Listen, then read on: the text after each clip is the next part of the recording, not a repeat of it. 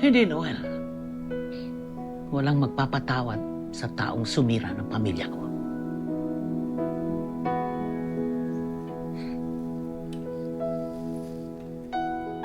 La, nakaligtas nga po si Nico.